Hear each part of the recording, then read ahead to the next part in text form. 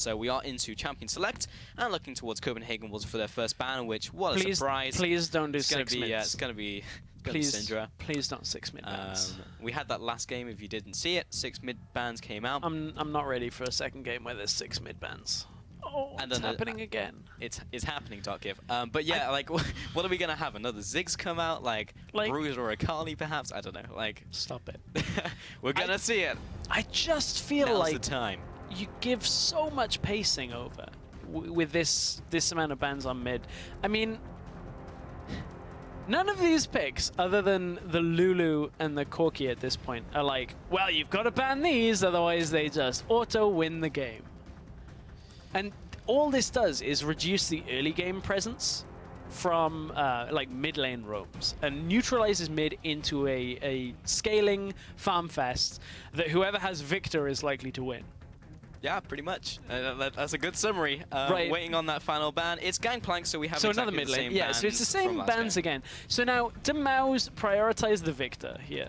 Because I feel like you've got to. With this number of mid lane bans, we saw the Ziggs, didn't work. Reactionary didn't work for Mouse. So both AD carries are up as well. So you have Lucian, you have Kalista. You take one, you take the other. Alistar is also a fine first pick. I mean, unless you're Mouse and you want to go for something like a Zed. Go for something that's like an AD assassin with presence in the early game, in the early mid game, where you can really make the enemy pay for having a later game scaling mid laner. We've also seen a Twisted Fate today, specifically to take it away from Suna. We've seen Fizz today. What is going on with mid lane today? We've seen some crazy stuff. I thought it was top lane that was going to have the weird funky stuff. But no, we've just seen Malphite and Poppy every game. I know. Like, there's so many weird things. We've got Darshan with the Pantheon in North America. Like, there's seen so many things. What else did we see? Seen Rammus. We have seen multiple Rammus times in the European LCS. It came out from LCK when we saw the Rumble jungle as well. Yeah. So. We see Challenger players have been playing Kayle. Yes, top. yeah, Kayle. That's some good stuff. Waiting to see that come around. Yeah, it's actually... I just look at this picks and bans and, like, I don't know. I think people that have listened to me do picks and bans know that I'm fairly set in my mind of how picks and bans should go when you take a look at a current meta and what you should prioritize and how flex picking and strength picks tend to do well, and then the correct bans. And like, I just look at this and it just confuses me a little. What the team mentality coming into it. Does it upset you? I mean, because you've got to take the next step, right? Is that there is clearly a team mentality from both of these teams that is like, okay, well, we think our mid laners, we don't want either team playing earlier game mid laners, because it'll disrupt the game too much to how we want to play. So it's more of a game flow thing. But honestly, in the current meta, I feel like this is an example of why I feel these teams aren't ready for an LCS. If you do that against an LCS team and ban mid laners, they pick like Fiora Gangplank if it was available, or like Fiora Kog'Maw with a protection comp and then crush you. Yeah. Because it's just like, good luck controlling my Fiora without any kind of pressure from mid lane. That's a really good point. We've seen like lower tier teams, even up against higher tier teams, take like a really strong, solid composition in terms of meta and just beat a higher tier team. Like, remember when we saw that Gamers 2 draft, or the G2 draft, where he just picked up random stuff and went like Udyr jungle, and then they actually just lost because the opposing team had 5 OP picks. And it was like, well, we just have a better comp than you. So it doesn't matter how fast and loose you play and how well you play the early game, if you just simply do not have the tools to deal with your opponent, then it's hard. Well, I gave the very TLDR approach of my feelings on mid lane of whoever gets the Victor. They've got the Victor for Copenhagen Wolves again, plus now they've got an Elise that can very easily look to set up ganks in the middle lane. You just land a cocoon. There is a Fiora on the side of Mouse, so maybe we can see Beansu starting to go aggressive here. Whoa, okay. So, we're going to open some gates. I don't mind the Udyr. Like, I'm just going to straight up say it. Udyr's not a bad pick right now. It's really a tricky pick to make it work in competitive. Solo queue, not so much. Nobody wards in solo queue properly, and nobody really knows how to disengage from a fight with an Udyr properly without coordination. So a great solo queue pick has its difficulty. You were actually talking about Udyr when G2 picked it, and how difficult it was to make it work, but they're in a similar situation. Also, very short range composition from Mouse so far. Yes, they have a hook to engage, and that's it. That is they're engaged. Is that locked in? It is. It is. Okay, Rammus. We've seen a top lane a bunch recently. It's really good into heavy AD compositions because you get to late game and you can't kill the Rammus. And that's basically the TLDR. You just don't kill him. There's a bigger problem than that. Deals with Udyr very well. Like, Udyr comes in and is like, best slap.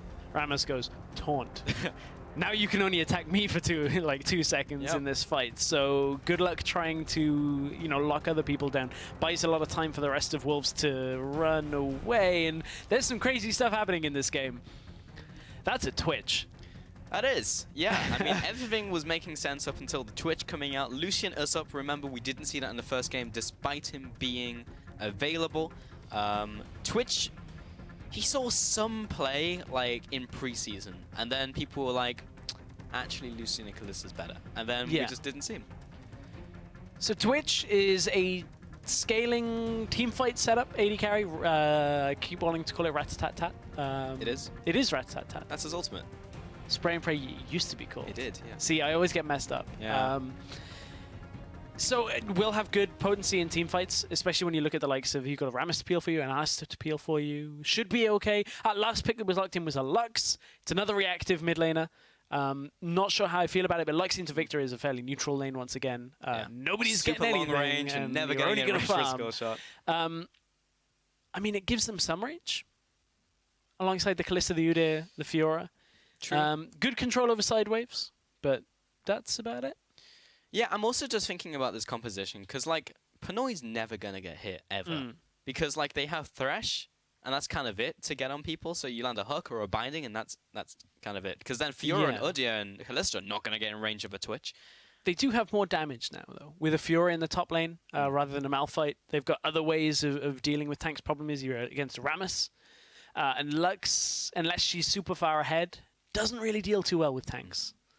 Well, there's a lot going on in these compositions and a lot to talk about as we get into the early game, but make sure you join the discussion on Twitter about these compositions, hashtag CWWin and hashtag MOUWin, as we head into the second game of this best of two. Mouse are currently knocked out of playoff contention, so they are just trying to play spoiler, but Copenhagen Wolves would be very happy with the extra points coming out of this 2-0. So, as we get into this game, we're going to see what the teams have in store for us. But there's the Twitch you can see on your screen that right there on Pinoy. I just don't think he's ever going to get killed ever. Despite him being... Well, despite him being Twitch and having, like, no escape, that's usually the downside of Twitch, right? But in this composition where you have, like, a Rammus frontline, the peel coming in from Alistair, like, all this burst, and then Mouse just don't have a way of getting on him. Mouse have already lost the game, in my mind, because they're not playing with Star Guardian Lux. The best Lux skin. Still Legion? Nope, normal. No, it's just Faker style. I think it's base. Yeah. Classic. Dear. Star Guardian is the best Lux skin. Anybody who says otherwise is wrong. What about Steel Legion? That's pretty high tier. I'm not a fan of Steel Legion just because the... So Steel Legion Lux used to be one of the skins that... I'm going to use the word exploit with air quotes that you can't see. I can see them. You can see them. So it wasn't so much of an exploit, rather than the skin provided minor advantages to a player until the Lucent Singularity was actually made more visible on all Lux skins. Used to be Steel Legions would blend into the floor pretty effectively. In a similar way to Blitzcrank's hook used to be very difficult to spot as it was coming out. So it was one that was actually banned at a lot of tournaments. So that's why I don't like Steel Legion. Has a negative stigma with it. Even though it's fixed now. Even though it's fixed. Same with Santa Gragas. Yeah, because the barrel is smaller. Barrel, yeah, and you hide it. But now it has the indicator. Now it's fine. Also, damn. I had another one, but Warring Kingdom's Katarina, when she had the recoil animation, we threw the blade up in the air, and looked like she was using Q. So when you're reacting to that with like a Yasuo or something, you throw out the wind wall. And it's like, oh, she was just recalling. I just wasted a 20-second cooldown. Another one. Underworld Twisted Fate. His cards used to be thinner than they would look. So just a glimpse into maybe some people that don't have that context on smaller tournaments that maybe aren't so controlled when it comes to like skins, that kind of thing. Which is a very similar reason to the why Zizirot Portal is enabled for LCS and CS because the exploit is very, very obvious very on how to specific. use. It means that the item is actually fine to use because anybody that's doing it is going to be like, huh, what are you doing up there? What are you? Oh, I'm what sorry, is that I Zuzi right accidentally doing? pulled away this cam, placed it down, and reset it. Oh, it's just an accident. I mean, So a very similar reason is just the ability to spot and control some of these issues has been neutralized. So. indeed. We just have a standard lane swap going on. Looks like both these teams will execute it absolutely normally. And yeah, not too much to write home about. Really, phase 2 of the lane swap is when we start talking about stuff because things can go a little bit awry or specifically good for one team. But right now, the junglers are just going to join their teams. I guess the major difference is Copenhagen Wolves are not bringing Ku with them for their push. But I believe they've already got this push off, so they should be donating all of that gold over to Wicked. We've seen some scumbag bot laners, like AD carries, take half the gold, which you shouldn't Stick around. So Wicked did get that. Oh, Sebix in trouble. That's the Cocoon. He's going to have to pop the cleanse very early on into the game, and Ku will be back. He will. Cleanse on Soren is available as well, just to keep in mind. So really no kill pressure mid lane. Look at the difference in timing, though. MOUs are well behind this play. Also, we're doing a really kind of obscure rotation from this as well. Like, oh, the Twitch lands the Cocoon. Here comes Twitch with the damage. The riposte comes through, and Binsu will back away. Pinoy may be overextending, but Nukeslot's here to save him. The headbutt, the pulverized combo. Pinoy will jump away. He's got all these round stacks on him, but it's not enough damage. Ku will come out with the kill onto Nadius and save Twitch, and that was not over aggression at all. 2-0 over to Copenhagen Wolves. what is Zaitan doing? Like, very rarely do you see a support leave early, which is not too bad. They figured that tower was going down, completely fine. Zaitan runs down mid lane, which is not the second phase of a lane swap whatsoever. So he's obviously looking to counter without enough vision. Keep your eyes on where Zaitan is here and look at his movements in general. He doesn't have wards to place. So he's actually not actively doing anything. All he's doing here is maybe looking to set up on Victor. There is this fight going on, and now Nukeslot comes. Like, look at this whole fight is going on. Zaitan has literally done nothing for the last 30 seconds of this game, while his AD carry in top lane just got taken out bottom side. Either a mistimed recall or bad communication from Mouse. Flash, taunt, bump, get him! Binsu, he doesn't have flash, he has no way to get away as the Cocoon lands, but great riposte! The flash from Ku will probably secure the kill, just needs one more auto attack with the Neurotoxin, that's a kill over to Elise the Spider Queen. 3-0 now over to the Copenhagen Wolves. Does have to burn more resources than I really first expected, but you don't really get away from a Rammus when you're running, away from your towers. You just get run down. He sonics you. There are a couple of things, though, from that. Nadius is up on farm compared to Pinoy and does have a level advantage. So Pinoy did obviously get zoned away, plus then that engage the bottom lane slowed him down. Dan on this Udyr hasn't had to recall yet. Oh, no, sorry, he has recalled. He's picked up challenging smite. Nukes a lot. He's gonna get hooked. He's only level 3, and Dan is here to lock him down with the bear slap. Nadius is gonna chase after. This should be an easy kill onto the cow. Instant kill, and now Pinoy will have to back away. The push comes into the bottom lane, and the counter jungle will begin from Dan. Yeah, that is a lot better out of Mouse to set up a play like that. I don't know how I feel about challenging smite on Udyr, and my gut instinct doesn't like it. Flash hook lands onto Pinoy. Nadius is there, and so is Dan. That was fantastic by Zaitan. Maybe question his decision making, or maybe question Wicked as he just teleported onto this tower. They're waiting for him to come back around. What? Wicked? I mean,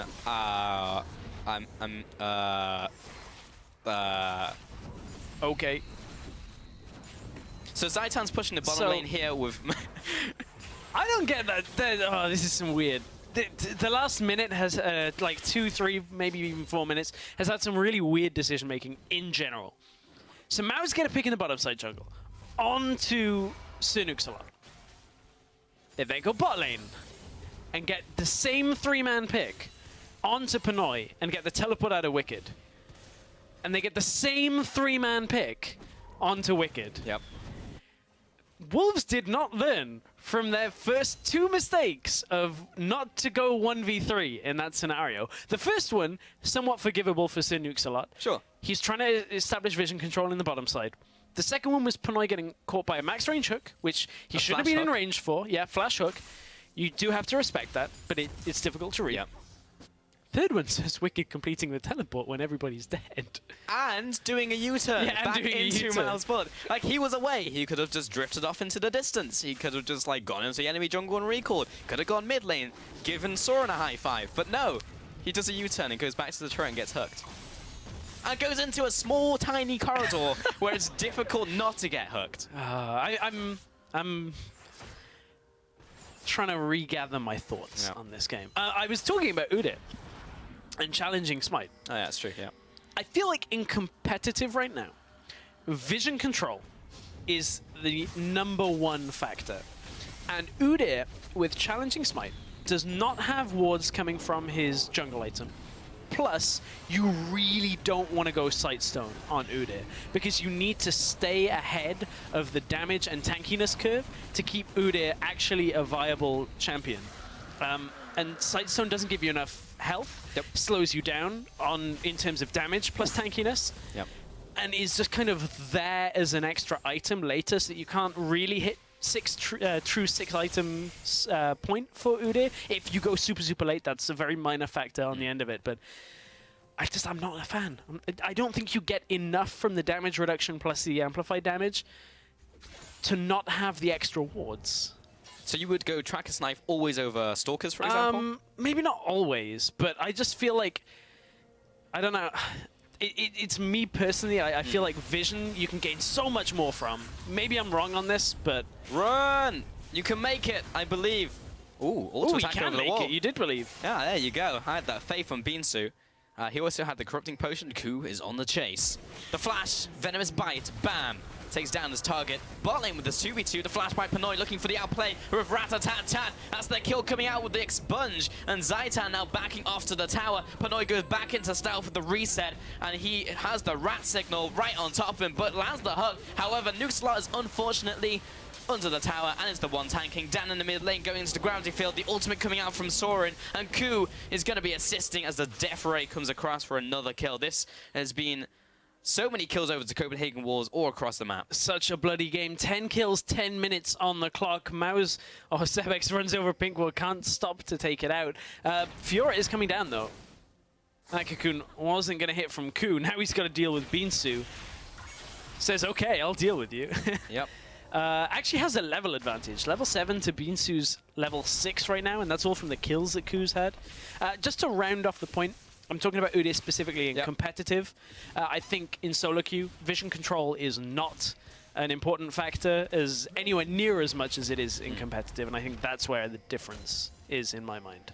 So I think there's a small caveat to that, especially with like Udyr and people who want to duel enemy junglers, because you want to track your opponent so you know where they are, you can counter jungle, you can go for those 1v1s. So there is merit there, as Dan will be finding Ku. If only he had wards from Tracker's Knife, he would have known he was there. Wicked. He's charging up the Powerball, and now he's going to start running away, or rolling away. He's out. So ultimately, that's going to come to nothing. Stalker's Blade is also very good in solo queue, because you get the extra movement speed, you steal away from them, and then you actually get on top of them. Because once Udyr gets on top of you, he's pretty golden. Because now he's on top of Wicked and he's probably going to maul his face off. But this is a 3 versus 2, and it looks like Copenhagen Wolves, well, they almost look good for a second, but now they're all dead. 2-0, double kill over to Nadius. That's a fight that the Wolves shouldn't even be taking. They shouldn't even be in that position to be caught out like that, because they had pink wards, they had vision, they knew exactly where MOUs were in this topside jungle, and they just get caught. And now the rest of Wolves couldn't group on them in time either.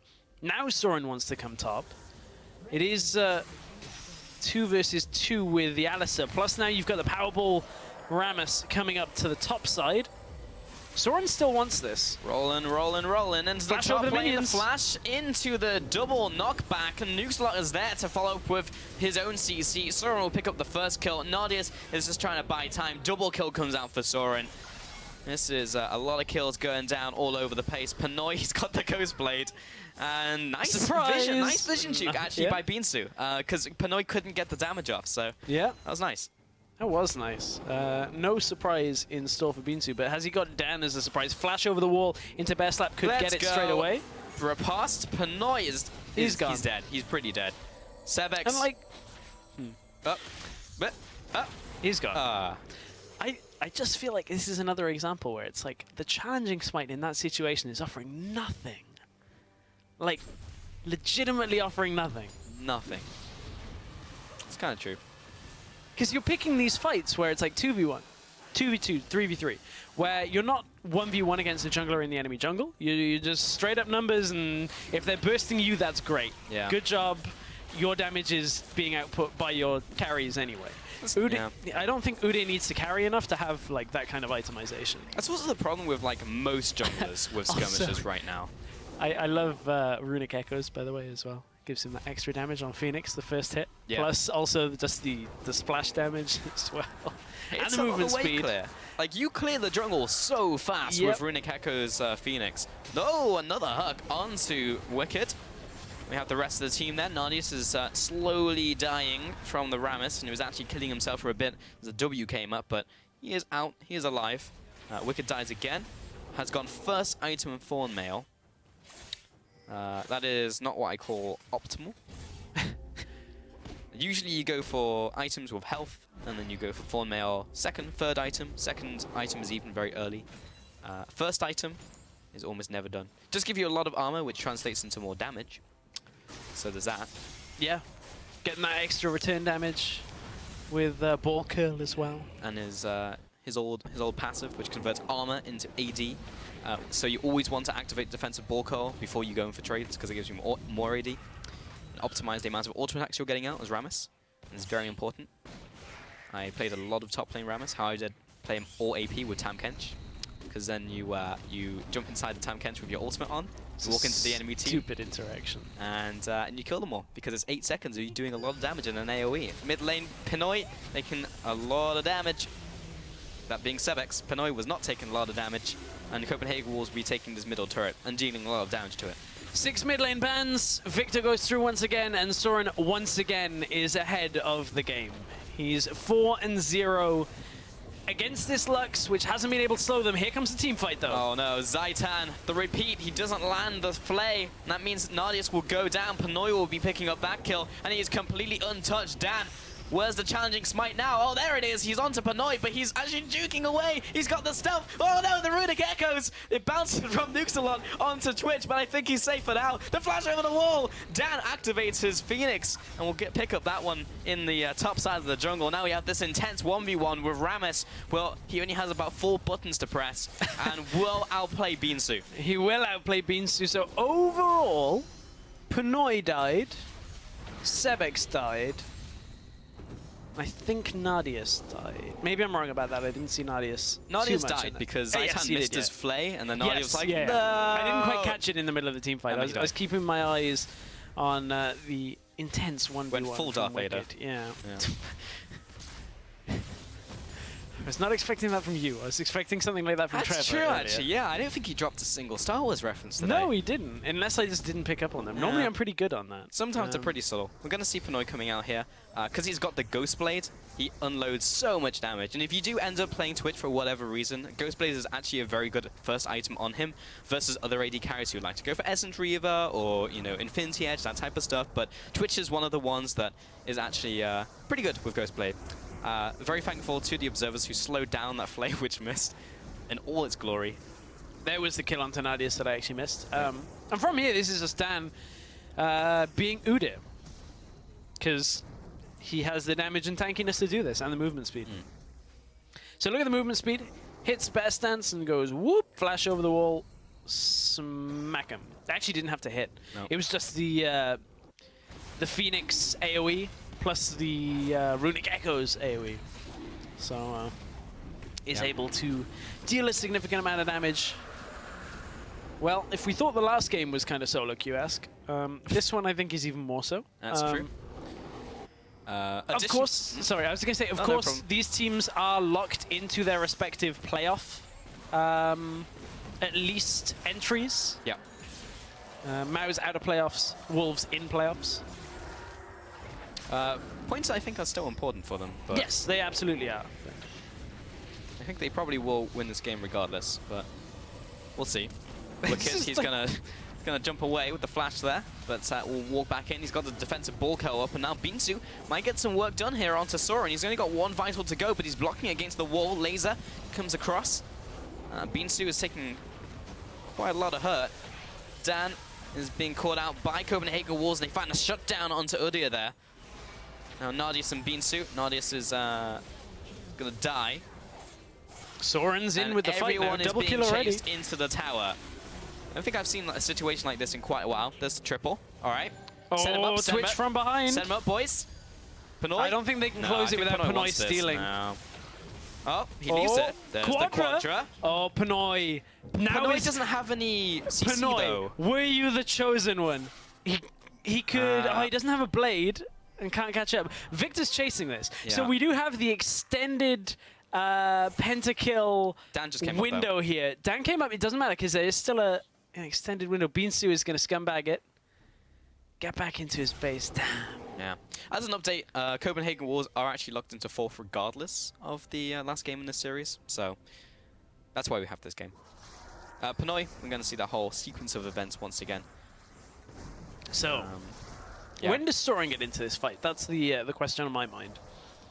Are you thinking if he came earlier, he might have been able to pick up the last kill? Or? No, I just didn't see him come into the fight at first. Okay. Because our main focus was on the left-hand side of the fight as this chase down. So here was Soren in the fight. Does he go for Binsu first, I think? Yeah, Binsu goes on him, so he has to actually kite back. And at this point, Soren is strong enough to just kind of go, okay, we'll take you out. I actually did see this the first time because I was thinking about this is like the world's slowest... Yeah, because it's so far away from world's slowest disco ball, like trying to chase people down. It's like something out of like Goosebumps. This is sad. Oh wow, Nadius actually died to Taro. Yeah. Huh. Mouse were like, we're actually playing on red side this game. I forgot about that. Yeah, it's like best of 2. Forgot. I thought this was my jungle. I thought this was my base. Look at good guy Pinoy here. He was actually legitimately setting up his bro Soren for the Penta, but did not pick up the 5th kill. Power ball. Sonic speed, the bump. Well, defensive ball kill. This is the optimal combo from Rammus. Unfortunately, he's quite slow. Look at the animation cancelling. Said nobody ever on Rammus. Oh dear. No. Rammus is a funny champion. He is. He's a lot of fun to play. Oh, there's this easy run. Yep. A reminder, it is enabled on 6.3 for tournament servers. Because of how obvious the exploit is that made it disabled. Indeed. Copenhagen Wolves, 62%. A lot of faith in Mousesports with Udyr jungle here. I actually do want to revisit something I said at the beginning of Game 1, which was the level 2 spikes. So if you are... wait, what? Okay, level 2 spikes, yeah. Oh, no. Oh, we're going to see Pinoy murder some people first. That's Ku with the first kill. Mouse disengage, thank you very much. Okay. So TLDR, level 2, very important in your lane. This is like a sort of basic thing, but this is really good for like, if you're in solo queue and you're maybe like, silver gold. Like getting that level 2 is very important because you get around 600, 700 golds of stat in an instant. Oh, it's like that. Oh, he got him. No, feels bad, man. So yeah, you get all that gold in like an instant, and then you instantly trade your opponent. You also get an extra spell, so you will almost certainly win that trade 100%. And you just jump on them as soon as that happens. So if you see the minion die from another minion, and you know it's going down, you jump on them, or you finish it off. Or if you're in a 2v2 lane, you have your support kill the minion. And for solo lanes, it is the 7th minion. So you want to kill a full wave, and the first one of the second wave, that will be your level 2. So thanks, keep that Pulse. in mind. We'll keep that in mind for Game 3 of this best of 2 between these two teams. Don't worry, Pulse. Good timing on... I mean, it's not for this game, because we had a lane swap, so we didn't even see them go up against each other. Our mid lane was not even interactive stress. So these guys in solo queue is going to help them, but in this one it wasn't even rainy day. So. You're saving it for rainy day, and then you think, well, for Mouse right now, it's not just raining, it's pouring, so I'll just bring it out. It's this good point. I really want to make it felt. Not like we've got another best of 2 coming up or anything like that. That could have been utilized in. But it's okay, because, Wolves are just closing this game out. There'll be other things happening. There might be matchup stuff happening, like... Not in this game. Man, they might not even get level 2. The game could end 11. No. That's true. It is possible to become full item build at level 1. Because if you only kill wards for the entire game because they don't give experience, you can actually get to level 1 and have full item build. I saw a Zinjao do it. The defensive ZZ portal has been placed. Like Pinoy and Nadia. So Pinoy came out ahead. Go on. You want me to? Yeah, it's the end of the game. I'm not playing by playing the end of the game. That's your responsibility. Get it. Oh, I mean, I guess we did just have some dank level 2 power spike analysis here. Nukesalot may get bound up, but is under the tower. Didn't actually get hit by that binding either.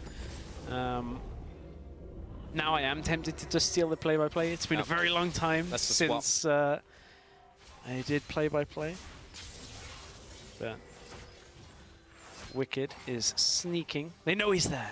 Hook comes out. Yeah, he's not really that stealthy. I mean, I haven't really known any armadillos for being particularly stealthy. Yeah. All right. Ku. Oh. Hello, Dan. He's going to be going onto this dragon. This will be their third of the game, so if this game goes on for another 3 dragons, then maybe Mouse can get that one. Oh, Wicked, though! Comes in with the taunt, the bump, the ult. Man. Rumble, not Rumble, Rammus ultimate and also Rumble ultimate is very good. Such a low cooldown, so fantastic. Like, let's take a look. Had you ranting about this on LCS the other day? 55-second cooldown at level 2. And I believe that is without cooldown reduction. Mid lane. Oh, Pinoy gets bound up. See, this is why I don't play-by-play. Yeah. Pinoy does, however, get the kill. Nice. 1 for Soren. Soren at 10, 0, and 4 in this game. 24 kills to 11 with 23 minutes on the clock. That's a lot of kills. That's a lot. Yeah, that is. That is nukes a lot of kills. You know what triggers me? You know what grinds my gears, Stress? Okay. Is he's misspelled a lot. It's 2 words. He hasn't, because clearly, you're not gonna say. Clearly he is nuking a lot. Yeah, but okay. I don't think that was the intention. I guess you could say it annoys you a lot. It really does. Like, oh, Nadius. That was a lot of damage. But no, that really does. That really does. Is that intentional or not? A lot of damage. I mean, it was. Is that like a lot's volume of damage? Just go onto the spawn pad. There you go. I feel a little bit better now. It's well, it's like a stress ball. It's just like, okay, I feel good. What? Moving swiftly on. What? I'm talking about stress balls. Yeah, Wicked's moving swiftly along in the mid lane there. You see Powerball just goes whoop, that was a sick transition there, Stress. Yeah, I know, right? Second one of the day. Yeah. Yeah, that's 2 out of 2. Whew. Not bad. What are the fun facts? Oh dear, you generally don't go for. Do you rate the did you knows or like the tips that are in the loading screen?